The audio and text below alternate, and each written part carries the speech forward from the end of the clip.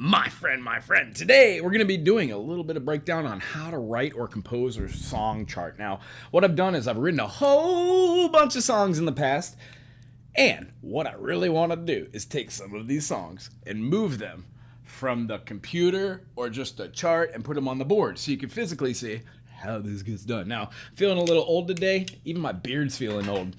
Ugh. So, what we're going to do, first things first, write the name of what we's doing because we don't want to get confused and think we're learning how to cook. We're not. Today's song is called Why Would We? Why would we? So, song title up there. We're going to chart this out. First things first, maybe you should listen to it. It's over on my website or on the YouTube rather.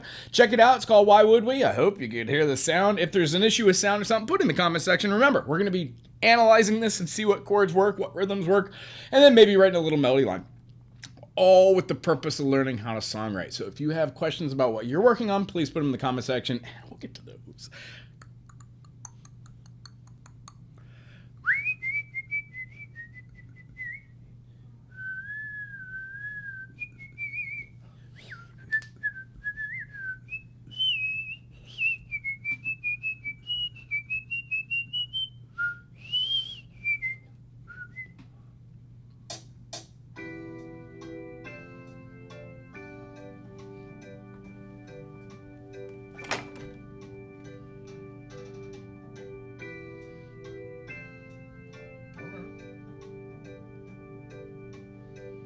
Check it out. It's called Why Would We? I hope you can hear the sound. If there's an issue with sound or something, put it in the comment section. Remember, we're going to be analyzing this and see what chords work, what rhythms work, and then maybe write a little melody line. All with the purpose of learning how to songwrite. So if you have questions about what you're working on, please put them in the comment section.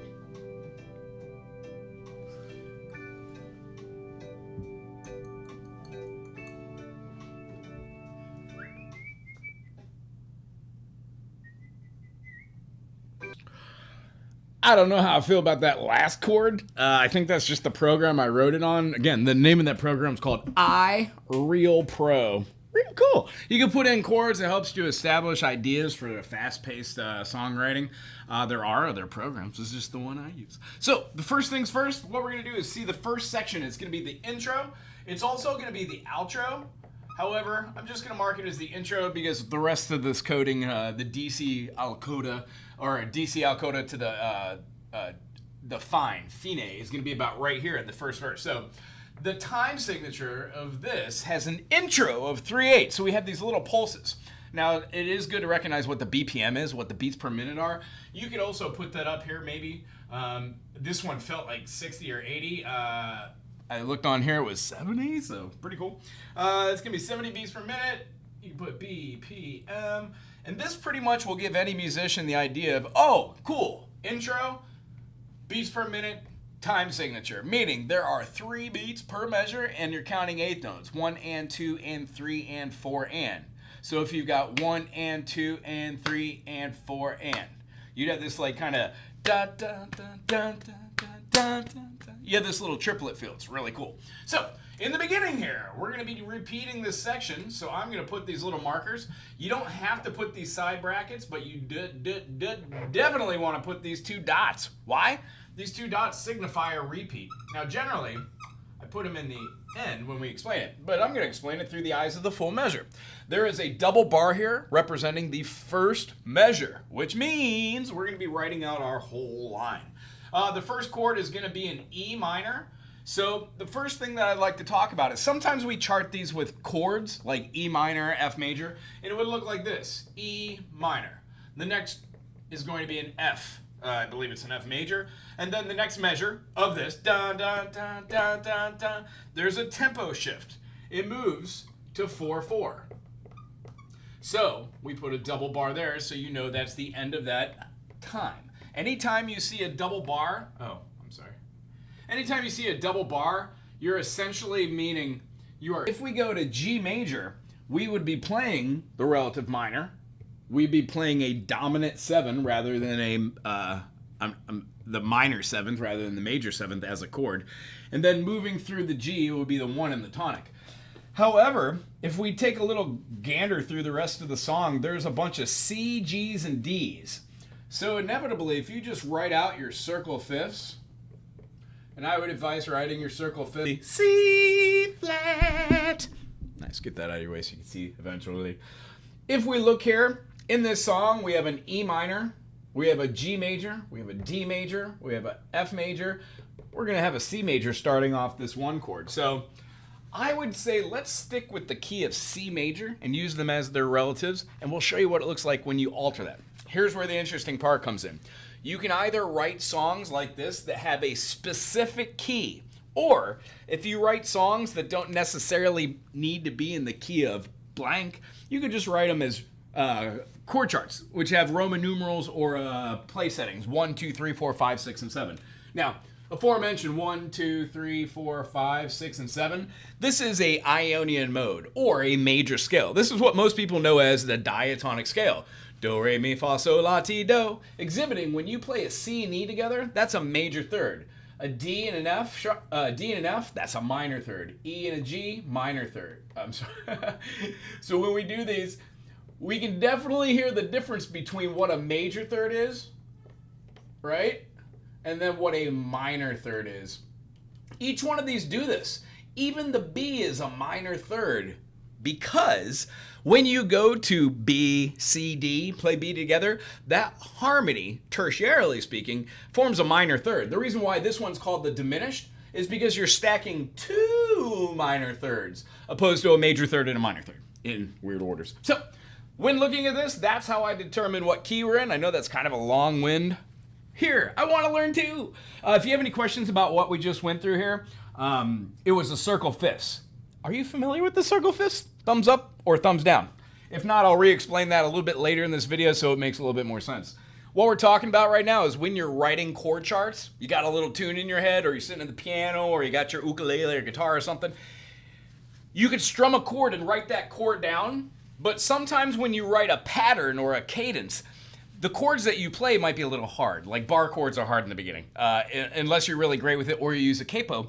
Maybe you could write in one key and then transpose it or modulate to another. That's what this is about. So rather than playing just the E minor, F major, and G major, if you train your brain to see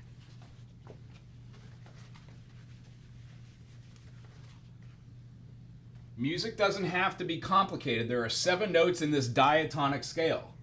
So when we play these, we can say that the 1 chord, or everything in the key, is going to be a major.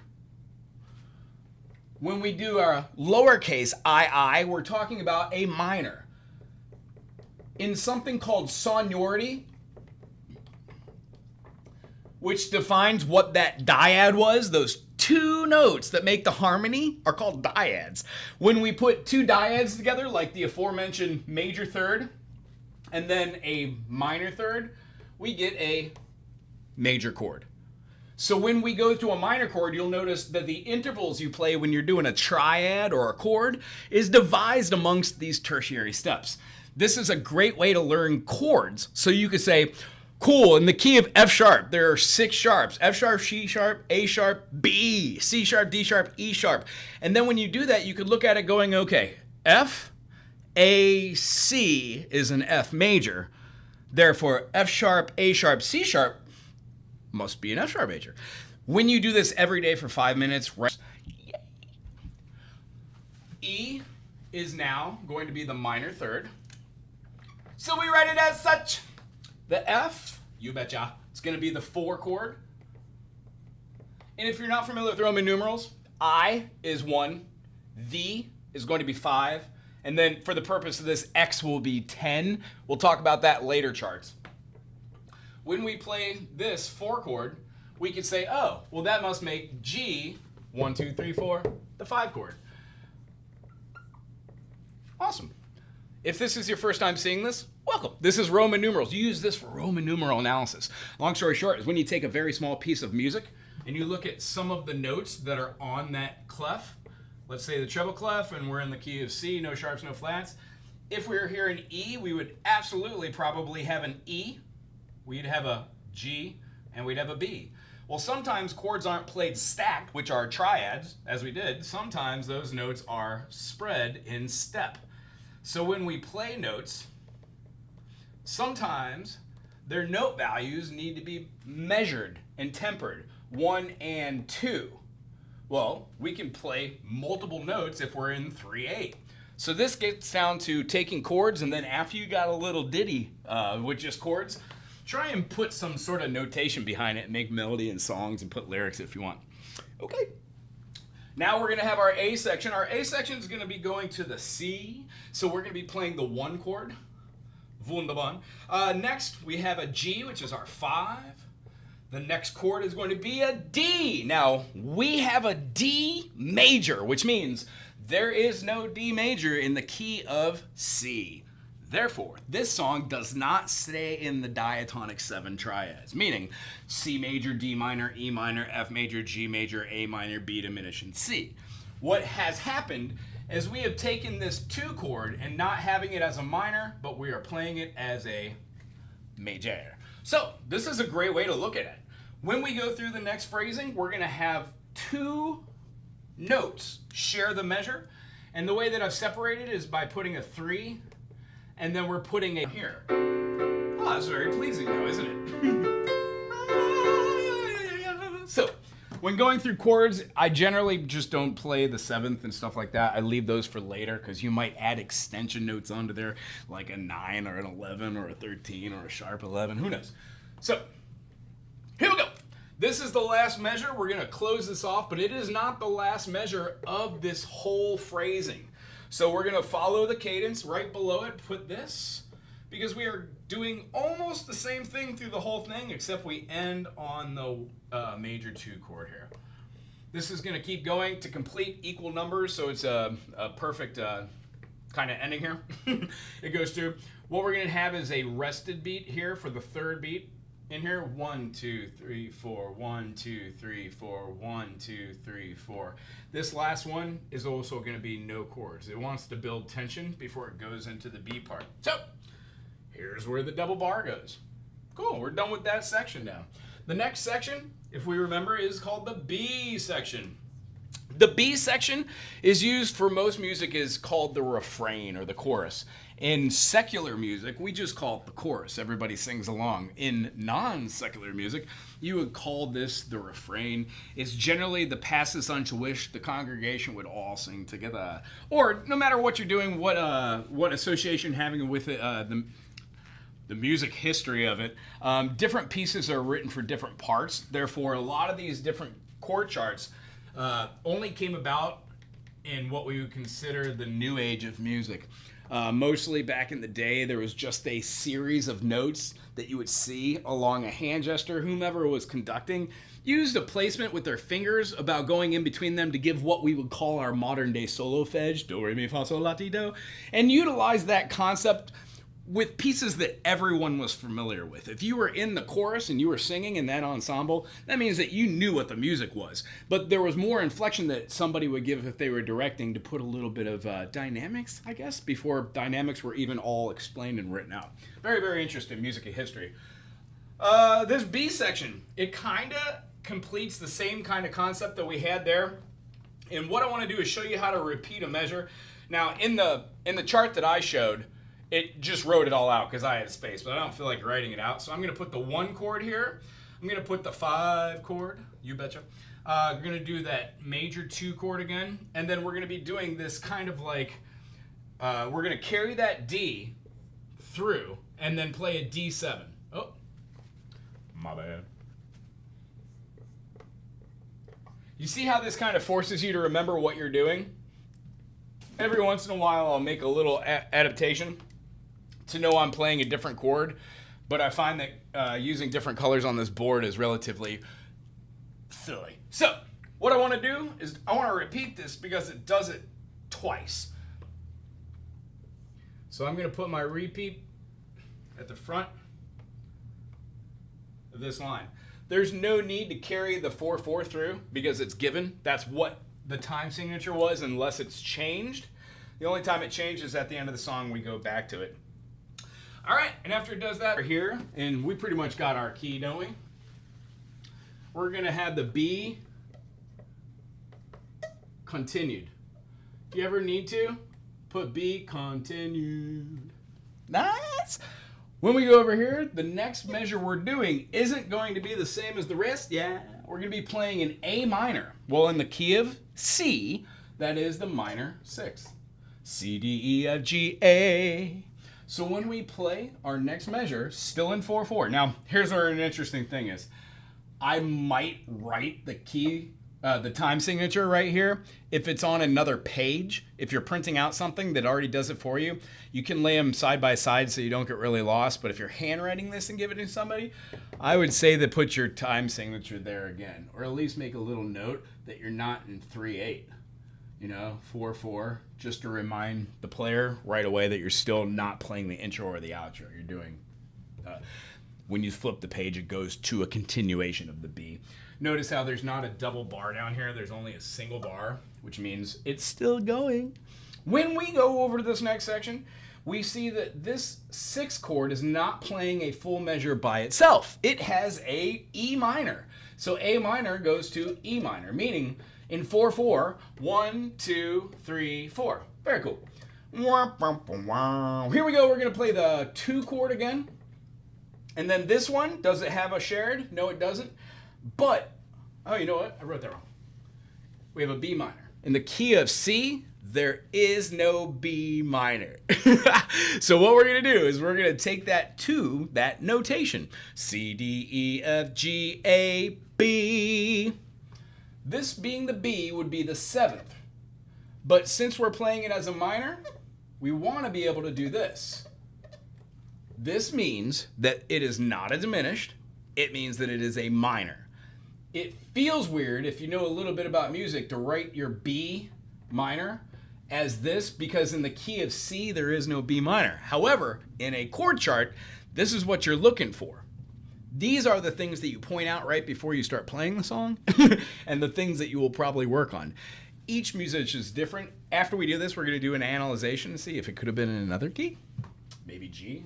Probably makes more sense. One of these structures, but the concept is the B diminished is the only one special to the key of C major and A minor. So when we flatten this tone, we get a major. So we have our B flat major, B major, but we want a B flat major, and the lending tone of B flat is A. So when we play 1, 3, 5, and then we play an A as well, we get our tone of, what a gorgeous chord, eh?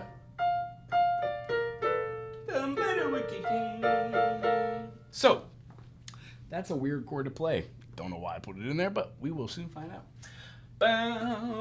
So, what are we going to do? 1, 2, 3, 4, 5, 6, 7. Is it the major 7? No. It's the minor 7th. What scale degree is that? It's a major chord being played as a major 7th, but it is the flat 7. How do we come from that? Our major 7th is the 7th that is in the key of C. C, D, E, F, G, A, B. When we flatten anything or diminish anything by a half step, it becomes a flat note. This represents the minor 7th being played as a major 7. It's a very hard concept. The reason why the words just seem to just trickle out. However, the concept is solid. Because in the key of C, when we go from C to C sharp, that minor second dictates that that's the smallest space between any two notes in the Western ear. It's called an augmented. So anytime you go up, augmented, sharp. Anytime you go flat, diminished. Here we go. We're going to close out this, and it seems like we just have this chord moving to the next chord, which is a B minor. So we're going to play, again, the 7, but keep it as a minor. And then it's going to a C, so that's our 1 chord. And then there's a quick F. And then it hits our G, which is our, in this case, our 5 chord. And then it plays a 5 dominant. Now, this is interesting. It's going to have a repeat, so we carry out that measure, and then at the end of that, it doesn't quite have a double marking, which means when we play this last measure and we have a 5, the G, into a 5 dominant. Sorry about that. 5 and a 5 dominant. We're going to have this marking ending the measure. We're going to take this double marking, which means rather than just repeat the measure before, like here, when you have a double marking, you repeat the whole phrasing that is inside of the block. So you would be going back 2 measures. So what happens is we're going to actually have, and then counting out on your fingers and going like, all right, if I'm in the key of G and there's 3 notes that are in a triad, G, A, B, C, D, G, B, D, D, B, G, B, D, G, B, D, G, G, D, B. When you start saying those together, you realize, oh, they always go together. What we're talking about is just memorizing. Does the G go here, and the B go here, and the D go here? Or can you take this down here and then play this? That's still a G major. At that point, we're talking about inversions, and that's really where the crux of playing piano comes in. Being able to know all those, move freely between that, write chords and progressions, and then make melodies out of those. So, looking at, yeah, could we have done this in another key? Sure. We could have been in the key of, there's no G minor. There is a D, but it's a minor, so no F major. D, yeah, here there was no F sharp. We had an F. There is a B minor. We had an A minor, though, so nah. And then we also had a C major. So we would have played that as its flat 7. So there would still be some articulation in writing. Here, when we play in the key of G, A minor's present, B minor's present, G's present, C's present, D's present, and then this one would have been the flat 7. So I do believe, after looking at this again, that the best way to have written this would have been to do it in the key of G. However, C or G works. Does that make sense? I hope it does. All right, let's play through it one time.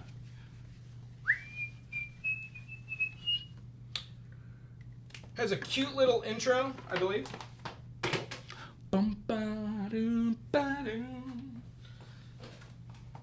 Dirty hands.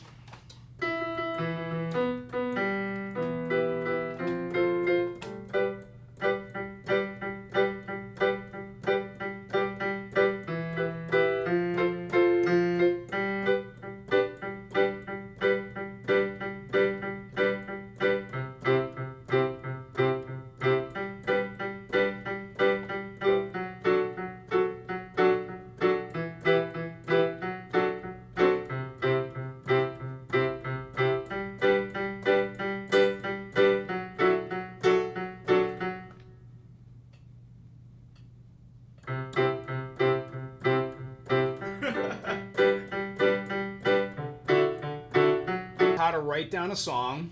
There are other people that do a couple different aberrations to this. However, if you can do it in this key of C major, could have been done in G, we can alter that now to another key, which means we can write this and play it.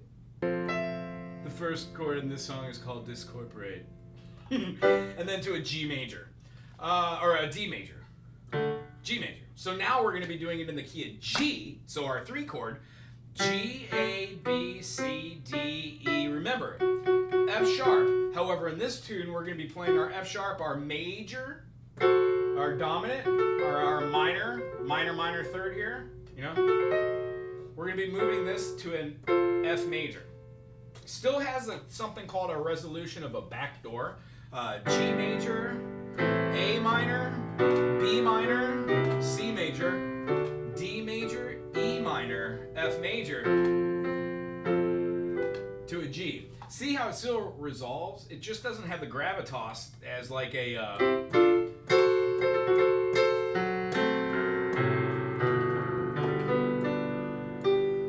Yay! So for this one, we're playing a B minor, then a C major, and then a D major.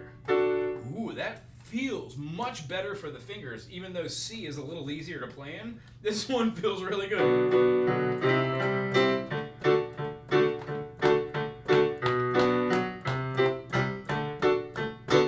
So the idea behind this is, when you play it in one key, you might find that you like playing it in another key.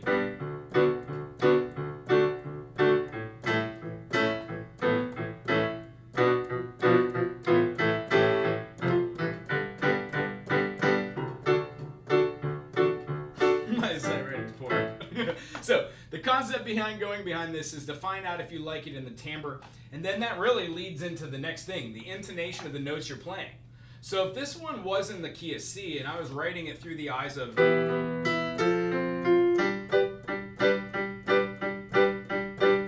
What would the intro, would it have horns?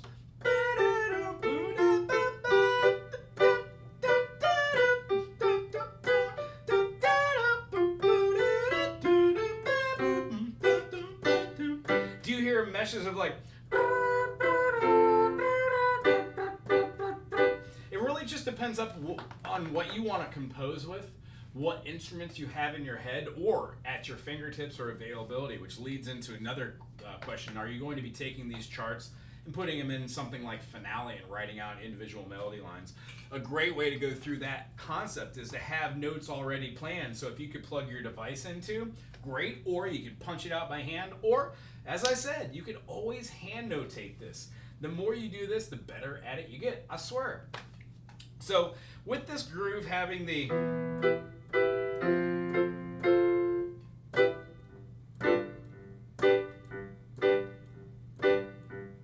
I go slower when I'm writing my melodies.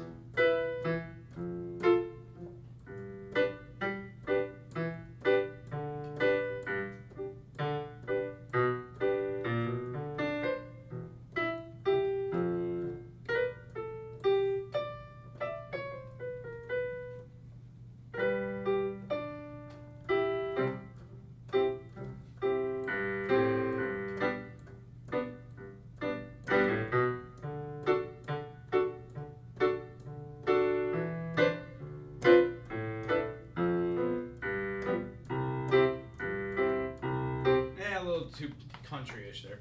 So as far as why would we, sometimes I pick out silly titles, the names. Sometimes I have pre-planned lyrics. For these, I've written so many songs, I don't have anything for this. So this is kind of at the point where I love for a little bit of interaction. If somebody's watching a little bit, hey, how you doing, Michael? This is the part where I kind of get into the melody writing. This one obviously is reggae. Keynote, if you're playing a song and you're trying to write something, or you've already charted it out, you had a basic theme for the song and you're just not feeling the song anymore. After writing a lot of music, it gets to the point where you're like, oh yeah, maybe we don't need to have this chorus, or maybe the same thing that you do is you write like an A section and then a B and then an A and a B, and then it goes right to like an outro part. A way to think outside the box is to add little C sections, little bridges in between there. And what we've covered up to this point is just a reggae song called Why Would We? Saw a little bit over here on the piano. Coming up with a different melody line, generally if I get stumped, I pick up another instrument. If I'm looking at the chords, we have our minor here, what we're in C. So we have an E minor, and then an F major, and then a G.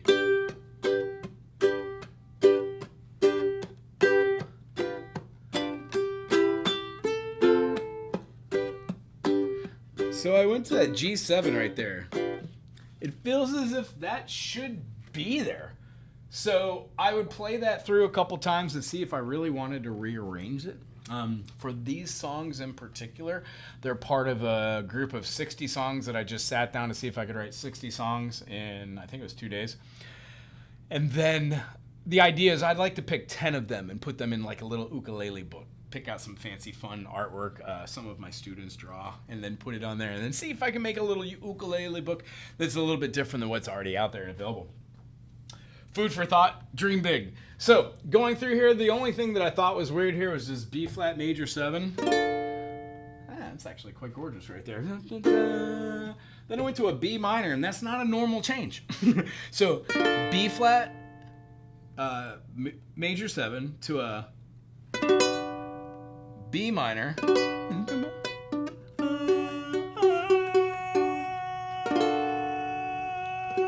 clear half step, minor second, not great there. There is a constant tone, and it is very pleasing. So in my mind, I would hear like a ba, ba, ba, ba, ba, while the other notes surrounding that what's it go to? C? So that doesn't work.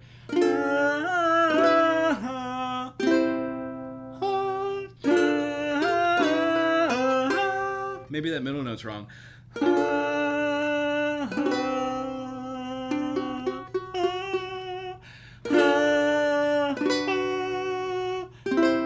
And see what happens there is a little bit of theory comes in. Those notes don't work together. Why? I went directly from a note all the way up to another note. So that's not really great for writing melodies.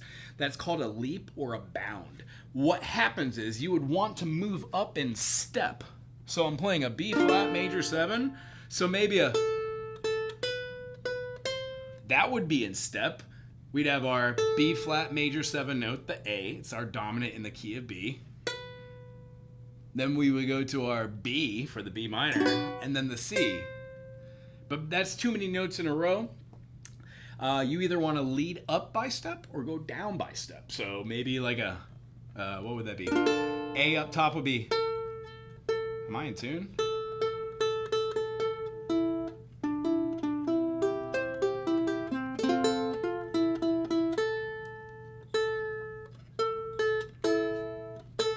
Sorry.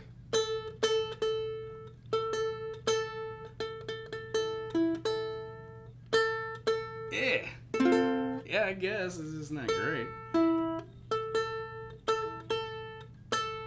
There it is. Okay, so doing a B flat major 7, walking our A. Yeah, that would work. Da, da, da, da, da,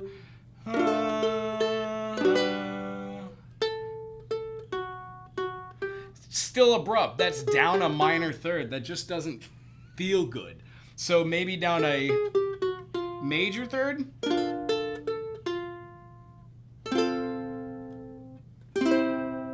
Maybe that C is not the resolution point of here. Maybe it should be a B flat major 7, B minor 7.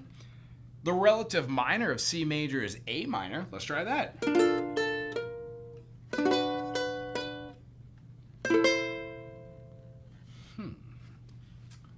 Now that I'm seeing that here, let's jump back here to the D to the D7 and see how that feels. Dun, dun, dun, dun, dee, dee, doo, doo, doo.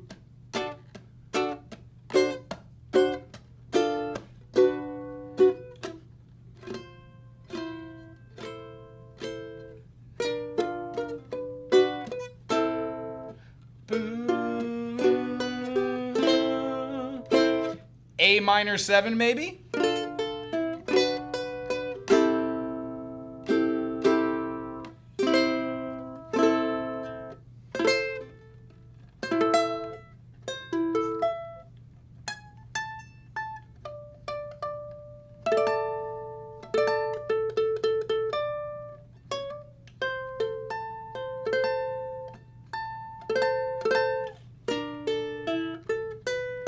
Maybe it's the B. B flat major 7. Let's turn that B minor around. Here's our B major, so B minor, B major. If we went here, this would be A major. So moving this up, how about on the construct of this? If we had a G, G sharp A sharp B, make that into a minor, B minor. Maybe we could go up then down.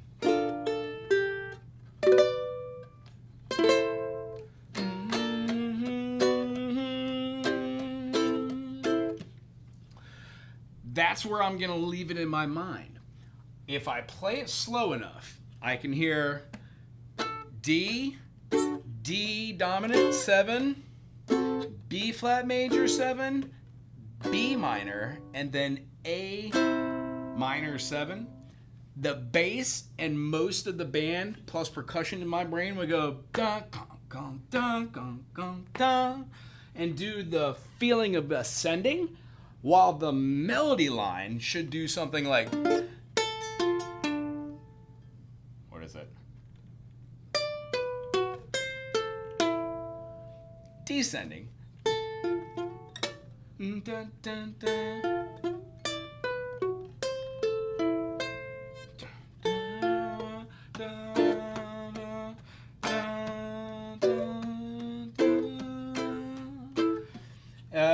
Also, not a big fan of the F. I think I'm going to drop that and drop the B from this in the final version. But yeah, I guess in the comment section, if you are playing along and you have an idea on what that is, I think I spent entirely too long thinking about that in my brain. But does it see how the creative process get flowing? I went through pretty much everything. I thought maybe this whole section just sucks. Maybe I should just get rid of it. Having our A minor to our, what do we key in? E minor, A minor, E minor.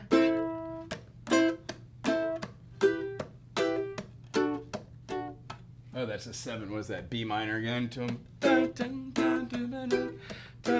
Also, that's weird to have 3 minors in a row. Although it does resolve, that feels good. 3, 4, 1, 2.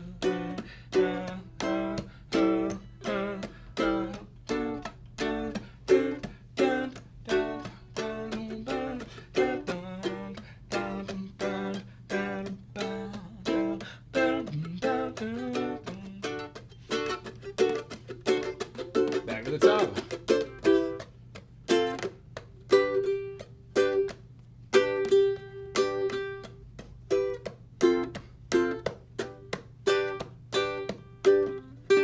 Maybe ended on a dominant. I don't know. I guess the takeaway from that is you don't always write winners.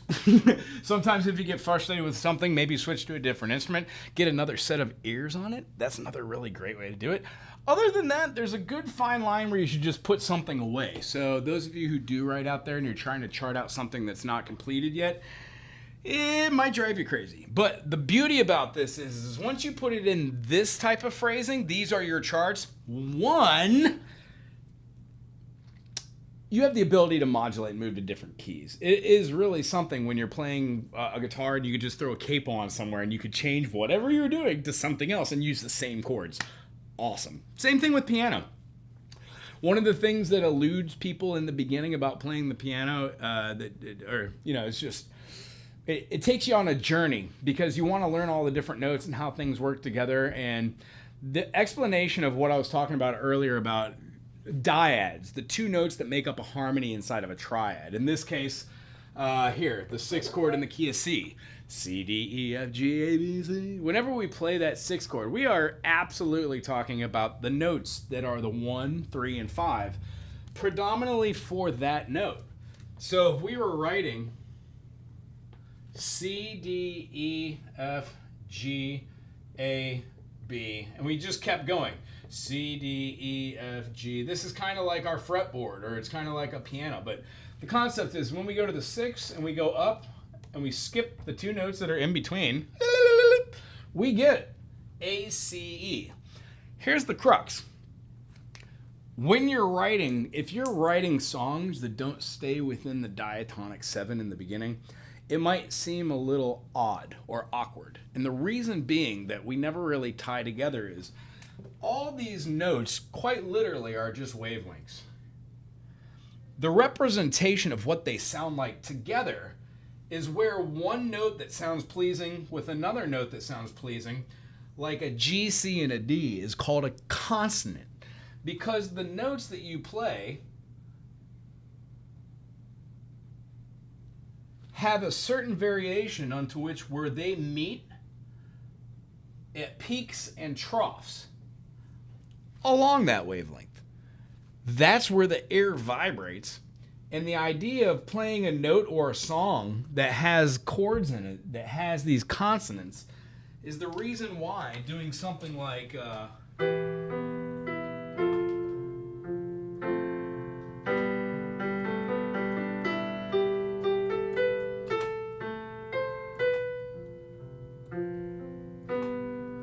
was able to trade out the A minor for the E. So when we have this, maybe you write something that has an E minor, F major, and a G major, and you like the central theme of the rhythm.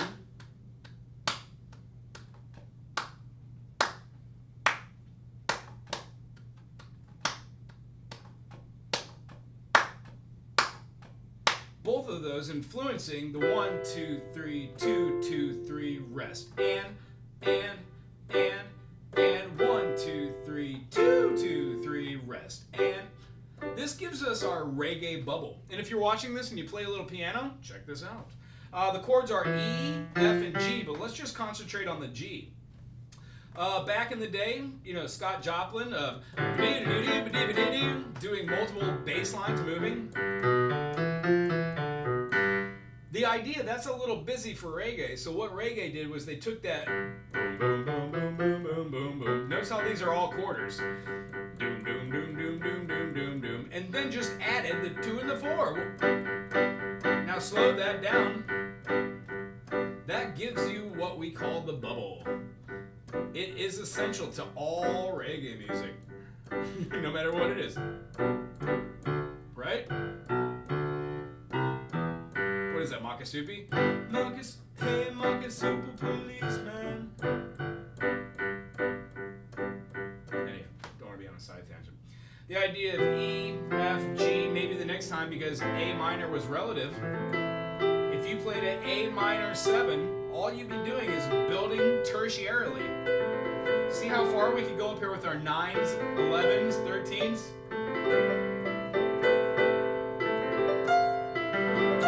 That one doesn't work, but we could get a major 3rd off of there. Cool. I think these sound really great. So the idea is you're not just kind of stuck with the notes that you start playing. When you write them in this style, you could see what other chords might be accessible from the key signature. But as we said in the beginning, sometimes you write in the key of C and you change it to a different key. And the reason why these notes sound good is when you have something that's fluctuating and playing like these notes and these sound good and they're pleasing notes, and then you get something else which has these other crazy frequencies with crazy peaks and troughs. That's because the notes that you're playing are no longer consonant notes. They're not part of that layering of tertiary harmonies, which sounds really good. They're part of this construct that you're playing notes that have extreme dissonances. Like a 6, a minor 6. This is our minor 6. Major 6, minor 7, major 7. When we play a minor 6, that's a dissonance. And you don't really hear it unless you hear it in context of...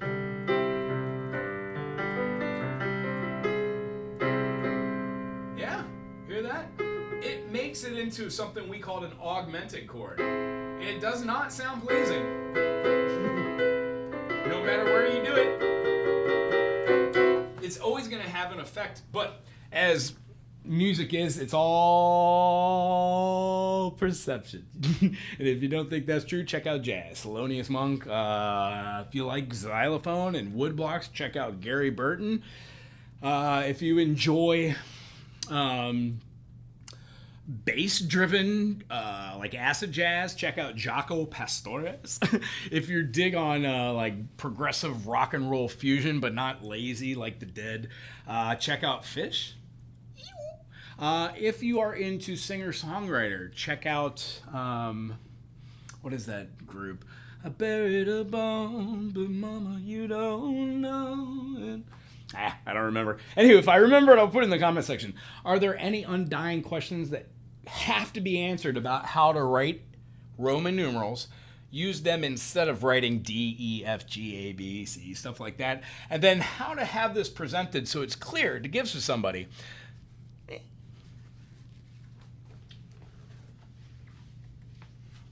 if you have any questions about the theory stuff, the reason why I go through the process of doing the circle fifths in every video is because when we write in keys like this, C major,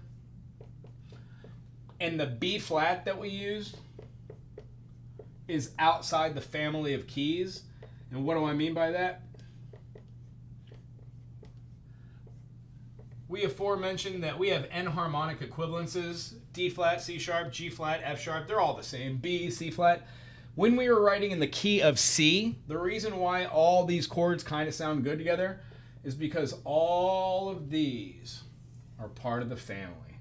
This is the 1, this is the 4, this is the 5. That's why songs that have G, F, and C in them sound great. If songs are in the key of B flat, E flat, B flat, and F sound wonderful. If it's in the key of E, A, B, and E always sound great. Hence 1, 4, 5. That's where 80% of the Western era music comes from. Doo-wop, reggae, no matter where the genre came from, these are the progressions we play.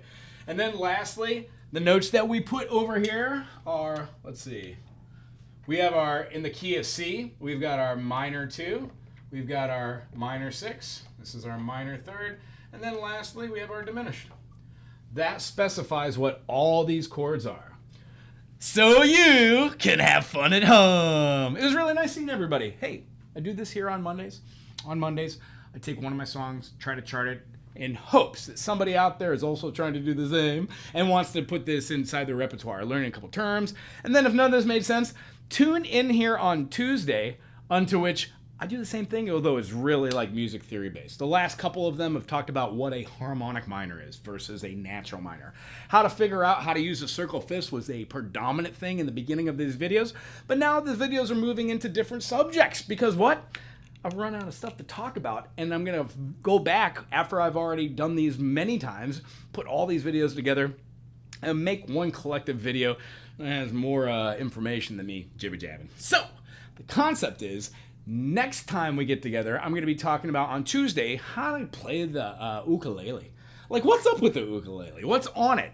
I'm going to talk about everything that I possibly know. We can tune in. If you tune in, put what you know about it in there. And if you have yours, play along. The week after that is going to be the mandolin. The week after that will be the banjo. The week after that, I don't know. I haven't decided yet. Anyway, thank you for being here today. I really enjoy these. These sessions. And as always, if you have anything to put in, you have any questions, put it down in the comment section and or just come in on Tuesdays. We'll see ya. Thanks so much. Aloha.